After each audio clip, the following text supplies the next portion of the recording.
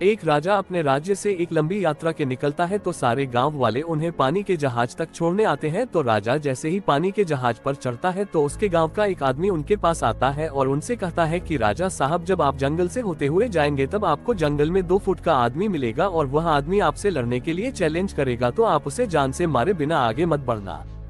अब राजा उस आदमी की बातें मानकर यात्रा के लिए निकल जाते हैं।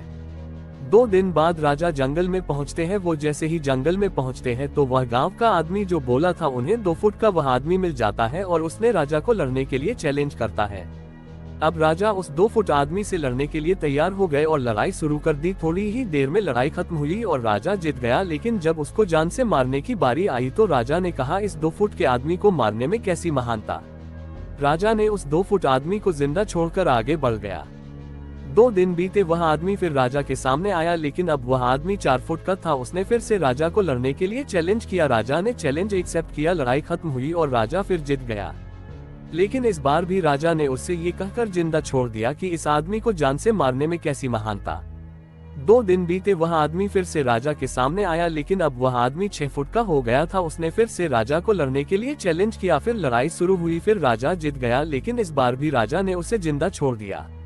अब इसी तरह राजा उसे छोड़ता गया और वह आदमी हर बार 2-2 फुट बढ़ता गया और एक दिन ऐसा आया कि वह आदमी राजा से भी बड़ा हो गया। उसने फिर से राजा को लड़ने के लिए चैलेंज किया, लेकिन इस बार राजा थोड़ा डर गया। लेकिन राजा फिर भी चैलेंज एक्सेप्ट किया। लड़ाई शुरू हुई, लेकिन इस बार राजा बहुत जख्मी हुआ। राजा का एक हाथ टूट गया, लेकिन राजा फिर भी उस आदमी को जैसे तैसे करके हरा दिया। लेकिन इस बार उसने इस आदमी को जिंदा नहीं छोड़ा, उसने उसे जान से मार दिया।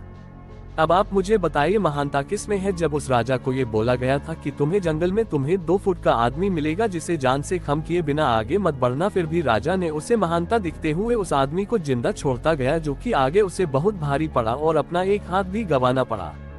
तो अब मैं आपसे कह रहा हूं कि आपके जिंदगी में कितनी भी छोटी से छोटी प्रॉब्लम आए, उससे खत्म किए बिना आगे मत बढ़ना, क्योंकि कल को वही छोटी प्रॉब्लम आपके सामने बहुत बड़ी बनकर आ जाएगी। और इन छोटी छोटी प्रॉब्लम को सॉल्व करने से आपको एक्सपीरियंस होता है और बाद में आपकी जिंदगी में कितनी भी बड़ी प्रॉब्लम क्यों ना आ जाए, आप उसे भी बड़े आराम से सॉल्व करके आगे बढ़ जाना। अगर आपको हमारी यह कहानी पसंद आई हो तो कृपया हमारे चैनल को सब्सक्राइब करें। धन्यवाद।